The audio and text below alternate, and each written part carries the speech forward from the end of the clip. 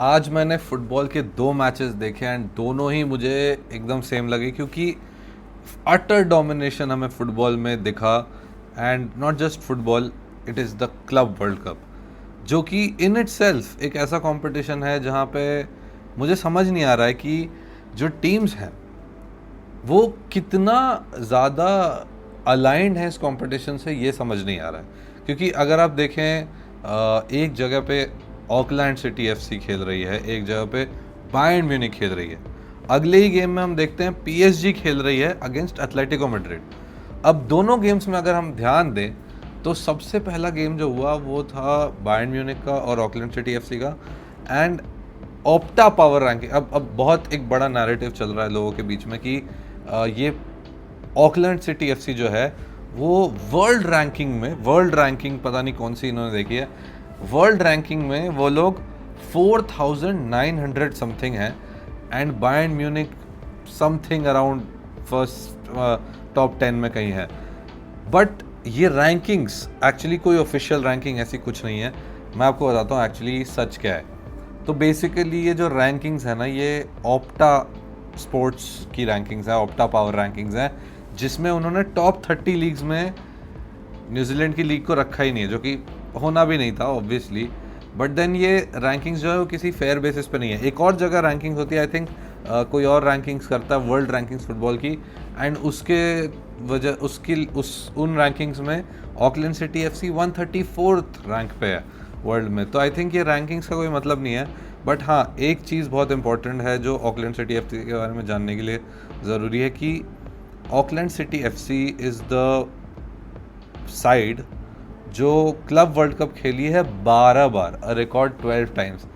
And क्यों खेली है इसके पीछे भी एक फ़नी स्टोरी है, वो भी मैं आपको बताऊंगा। लेकिन उससे पहले हम थोड़ा राउंड अप कर लेते हैं, इन सारी चीज़ों को समेट लेते हैं कि बायर्न म्यूनिख और ऑकलैंड सिटी एफसी का जो मैच हुआ उसमें बायर्न म्यूनिख 10-0 जीत गई। मूसियाला ने हैट्रिक मारी, थॉमस मुलर ने 2 गोल मारे। जो बायर्न की टीम खेली वो अटर डोमिनेशन था और वो हमें पता था। तो ऑकलैंड सिटी एफसी न्यूजीलैंड की एक टीम है एंड ये लोग ओशियानिया चैंपियंस लीग के विनर्स हैं एंड ये पिछले बहुत सालों से जीत रहे हैं। तो ये आते रहते हैं हर बार क्लब वर्ल्ड कप में।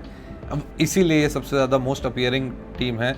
ये 12 बार आ चुके हैं, 12वीं बार है जब ये आए हैं क्लब वर्ल्ड कप में। एंड इसके पिछले 11 बार में 10 बार ये सिर्फ पहला मैच खेलकर बाहर हो गए हैं। एंड 2022 या 24 में एक गेम वो जीते थे एंड थर्ड प्लेस वो आए थे, जिसमें उन्होंने किसी एक टीम को हराया था पेनल्टी शूटआउट्स पे। आई थिंक अल जजीरा या किसी टीम को हराया था। आई थिंक वो था एक इनका बेस्ट मोमेंट। बट ये टीम जो है ऑकलैंड सिटी एफसी, ये एक सेमी प्रोफेशनल साइड है।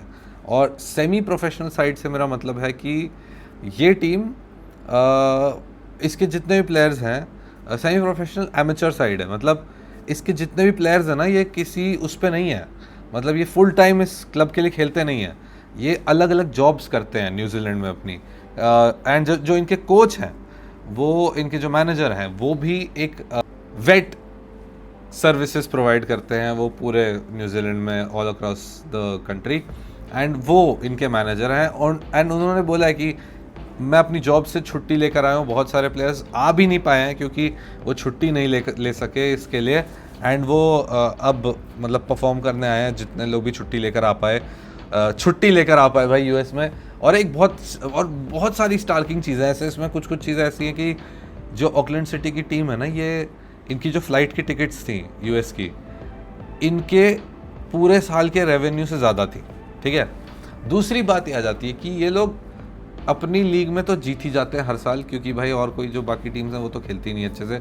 तो हमें कहीं ना कहीं पता था कि ये चीज़ होने वाली है, क्योंकि जब हमने ये फिक्सचर्स देखे थे ये क्लब वर्ल्ड कप के, हमें समझ में आ गया था कि 32 टीम्स दुनिया से आएंगी, तो ओशियानिया की एक टीम आनी है, सबको पता था। तो ये सारी चीज़ें मिला जुला के हमें पता चल गया कि भाई ये क्लब वर्ल्ड कप बेसिकली एक जैसे वर्ल्ड कप ही होता है, वर्ल्ड कप में भी बहुत सारी टीम्स अलग अलग रैंक्स पे होती हैं, वो आती हैं और खेलती हैं। एंड वैसा ही कुछ बना दिया फीफा ने। एंड अभी स्टार्टिंग में हमें ऐसा लग रहा है कि ये क्लब वर्ल्ड कप इतना सीरियस नहीं है, जो कि 1930 में वर्ल्ड कप के लिए भी लगा था जब ये स्टार्ट हुआ था। बट देन आई थिंक ये धीरे धीरे जब कंपटीशन बढ़ेगा तो लोग इस चीज़ को अंडरस्टैंड करेंगे कि ये कंपटीशन एक्चुअली सीरियस बन सकता है। इसी के साथ साथ मैं ये बोल रहा था कि जो मैंने दूसरा मैच देखा which was PSG versus Atletico Madrid, 4-0 जीत गए PSG भाई, 4-0। एंड 4-0 का मतलब आप समझते हैं, 4-0 मतलब डोमिनेट, अटर डोमिनेशन, ठीक है, अटर डोमिनेशन। पहले गेम में बायर्न जो जीती उसमें 31 शॉट्स लिए थे उन्होंने एंड 10 गोल मारे थे, एंड ऑकलैंड सिटी एफसी ने एक शॉट लिया था, एक शॉट ऑन टारगेट। यहां पर PSG वर्सेस एटलेटिको मैड्रिड में 16 शॉट लिए हैं PSG ने एंड उन्होंने 4 गोल मारे हैं, और एटलेटिको मैड्रिड ने सिर्फ 5 शॉट लिए हैं और एक ऑन टारगेट था जो कि एक गोल था, जो कि VAR की वजह से ऑफसाइड हो गया अगेन। अब इसके बाद फैबियन रूइस का गोल, ultimate build up, ultimate game play, बहुत बढ़िया पूरी टीम खेली। डेजिरे डुए तो भाई एकदम चमक रहा है इसमें। एंड मतलब और भी बातें मैं करना चाहूँगा, लेकिन उससे पहले मैं बस ये राउंड अप कर दूं कि PSG अटर डोमिनेशन के साथ खेल रही है, एंड जो प्रेडिक्शंस आ रही है कि PSG क्लब वर्ल्ड कप जीत सकती है, चांसेस बहुत ज़्यादा आई हैं, क्योंकि ये लोग चैम्पियंस लीग में फोड़ के आए, literally the best league in the world, best tournament in the world, तो वो फोड़ के आए हैं। तो आई थिंक इनके पास सबसे ज़्यादा चांसेस क्लब वर्ल्ड कप जीतने के। अब रियल मैड्रिड और बाकी सारी टीम्स क्या करती हैं उन पर बहुत डिपेंड करेगा, बट देन अगेन अभी देख कर यही लग रहा है। इसके अलावा मैं बताना चाहूँगा भाई, विटीनिया क्या प्लेयर है भाई। विटीनिया ने जो परफॉर्मेंस दी है भाई, आज छोड़ो, आज तो चलो ये फ्रेंडली बोल के भी तुम क्लब वर्ल्ड कप को वो कर सकते हो क्योंकि ओपनिंग डेज है, अर्ली डेज है, लेकिन विटीनिया ने पूरे सीज़न बहुत बढ़िया खेला, नेशंस लीग में बढ़िया खेला, पोर्चुगल को ट्रॉफी जिताई, एंड क्लब वर्ल्ड कप में भी अच्छा खेल रहा है। एंड बैलोन डोर शाउट्स ही नहीं आ रहे विटीनिया के लिए। आई थिंक पता नहीं क्यों, क्या रीज़न है। विटीनिया वही है ना, PR बहुत ज़्यादा स्ट्रॉन्ग होनी चाहिए इसके लिए। एंड इसी के साथ जैसे अगर मॉड्रिच को दिया गया, रॉड्री को दिया गया, तो विटीनिया भी एक बहुत बड़ा शाउट है बैलोन डोर के लिए। बट देन अगेन मैं खुद बैलोन डोर को इतना बड़ा सपोर्टर नहीं हूँ, तो मैं उस चीज़ को नहीं आगे बोलना चाहूँगा। But again a name out there जो कि शाउट आउट थोड़ा ज़्यादा होना चाहिए। Vitinha should be in the top 5, I think top 5 at least. अगर रॉड्री को तुमने दिया और मॉड्रिच को दिया है तो आई थिंक विटीनिया को भी देना चाहिए।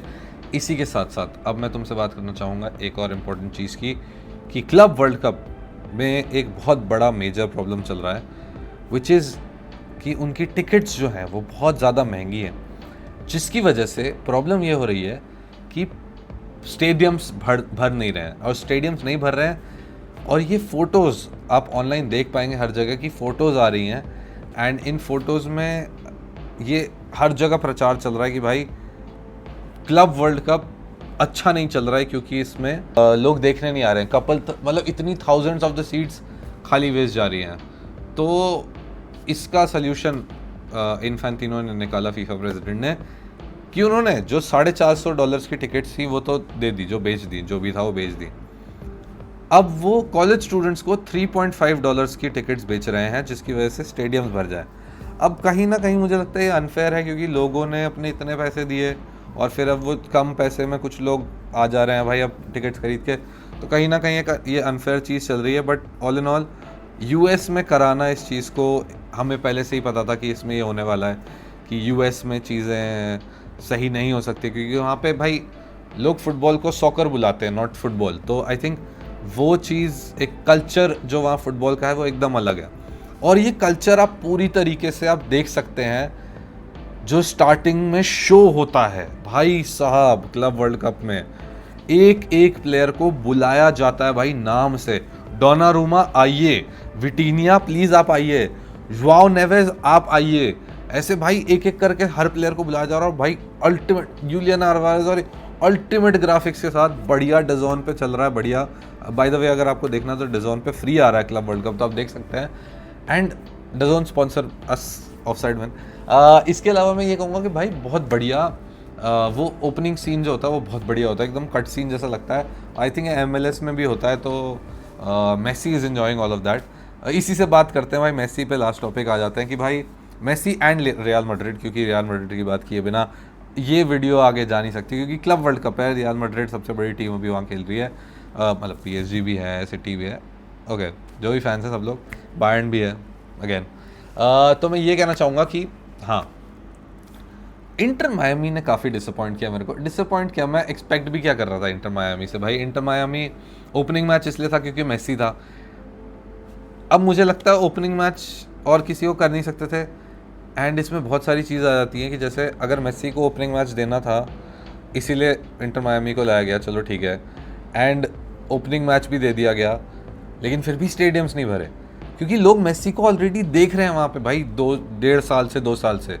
तो आई थिंक वो एक उनका हो गया कि भाई हमने मेसी को बहुत देख लिया, जो पैशनेट थे वो आकर मेसी को देख चुके हैं। तो ओपनिंग गेम आई थिंक ऐसा अगर होता जहाँ पे कोई बड़े स्टार्स और आते तो वो ज़्यादा बेटर रहता I guess. But then again ठीक है, it's fine. But Inter Miami का गेम भाई बोरिंग सा था भाई। उसमें एक पेनल्टी लेकिन अल अली ने ली जो मिस की, जो एक 38 ईयर गोलकीपर ने जीता, मतलब बचाया।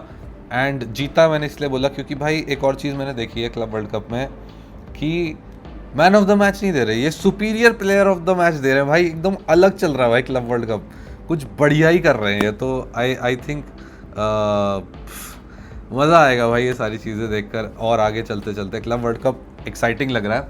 एंड इसी के साथ साथ मैं ये एक और चीज़ बस फाइनली बोलना चाहूँगा कि भाई रियल मैड्रिड ट्रेंट आ चुका है, और टीम अभी थोड़ा सेटल हो गई है जाबी अलोंसो के अंडर। एंड जाबी अलोंसो ने बोला भाई ओवरऑल की ज़रूरत है। But then again club world cup में हम मॉड्रिच को भी देखेंगे। तो आई थिंक एक बढ़िया, मैं खुद एक्साइटेड हूँ रियल मैड्रिड के मैच के लिए क्योंकि मैं रियल मैड्रिड फ़ैन हूँ। एंड मैं ये स्ट्रीम करूँगा, मतलब हम लोग स्ट्रीम करेंगे ऑफसाइड मैन, इसको स्ट्रीम करेंगे on our channel.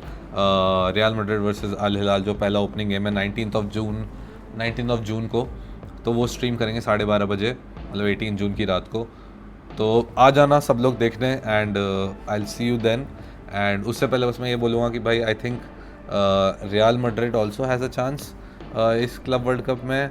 But again अगर प्रेडिक्शंस चलो प्रेडिक्शंस की अगर चलो ठीक है, अगर आपको प्रेडिक्शंस की वीडियो चाहिए तो इस वीडियो के नीचे कमेंट करके बताइए कि आपको प्रेडिक्शंस वीडियो चाहिए। ये जानना चाह रहा था आप लोग से आपका ऑनेस्ट ओपिनियन की स्टोरी वाली वीडियोस जो मैं बनाता हूँ वो तो ठीक है, लेकिन क्या आपको ये डिस्कशन वाली वीडियोस पसंद है एंड क्या आपको लाइव स्ट्रीम पे और डिस्कशंस चाहिए?